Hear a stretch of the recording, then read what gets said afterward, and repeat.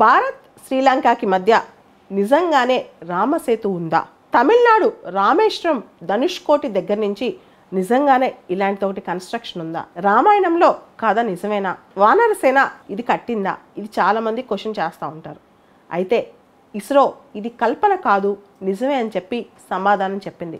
నిజంగానే రామసేతు ఉంది అని చెప్పి దాని 3D మ్యాప్ కూడా అండర్ సీ ఈ బ్రిడ్జ్ మ్యాప్ రిలీజ్ చేసింది. ఇది ఒక అద్భుతం అని చెప్పచ్చు.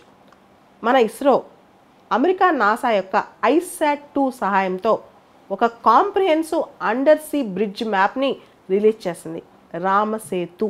దాన్ని చాలా దేశాల్లో యాడమ్స్ బ్రిడ్జ్ అని కూడా పిలుస్తుంటారు. దీన్ని రామసేతు అనొచ్చు, యాడమ్స్ బ్రిడ్జ్ అని కూడా అనొచ్చు. భారత్ శ్రీలంక మధ్య ఉండే ఈ వంతెన పొడవు 29 కిలోమీటర్ల మేర ఉందంట. దీని ఎత్తు సముద్ర గర్భం నుంచి 8 మీటర్లు ఉన్నట్టు నిర్ధారించారు. అయితే 99.98% ఈ రామసేతు నీట మునిగిపోయిందంట. ఈ వంతెన తమిళనాడులోని రామేశ్వర ద్వీపం అంటే రామేశ్వరం దగ్గర ఆగ్నేయ దిశగా ధనుష్కోడి నుంచి శ్రీలంక మన్నార్ ద్వీపంలోని తలైమన్నార్ వాయువ్య దిశ వరకు విస్తరించి ఉందన్నమాట. ఈ రామసేతు వంతెన్ని సున్నపు రాయి లైమ్ స్టోన్తో నిర్మించినట్లు తెలుపుతున్నారు. ప్రస్తుతం ఈ సేతువు మొత్తం మనం గమనిస్తే కనుక చాలా వరకు ఇది నీట మునిగిపోయిందనమాట. రామేశ్వరం టెంపుల్ రికార్డ్స్ ప్రకారం ఈ రామసేతు వంతెన పెద్ద సైక్లోన్ వచ్చి 1480 సంవత్సరంలో వంతెన బాగా కొట్టుకుపోయింది, చాలా వరకు నీట మునిగిపోయిందనమాట.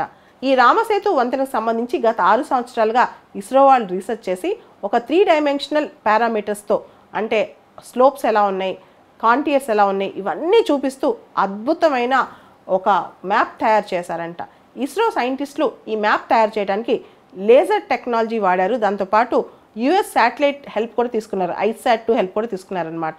ఇది ఒక సమగ్రమైన 10 మీటర్ రెజల్యూషన్ మ్యాప్ చేశారంట.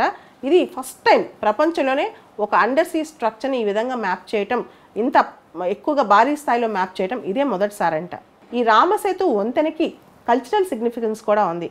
మన మైథాలజీ ప్రకారం వానరసేన సహాయంతో రాముడు ఈ మొత్తం దీన్ని నిర్మాణం చేపట్టాడంట. ఎందుకు రామసేతు అంటే సీతని లంకలో పెట్టినప్పుడు రావణాసురుడు సీతని మళ్ళీ తిరిగి తెచ్చుకోవడానికి రాముడు దీన్ని నిర్మించారని చెప్పి మైథాలజీలో చెప్తుంటారనమాట. సో రామసేతు వెనకాల చాలా కథే ఉంది.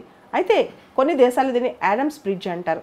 అంటే మొదటి మానవుడు గాడ్స్ ప్యారడైజ్ నుంచి ఆయన బహిష్కరించిన తర్వాత ఈ యాడమ్స్ బ్రిడ్జ్ మీదుగా శ్రీలంక నుంచి భారతదేశానికి వచ్చారని చెప్తుంటారనమాట. అందుకని దీనికి యాడమ్స్ బ్రిడ్జ్ అని కూడా పేరు వచ్చింది.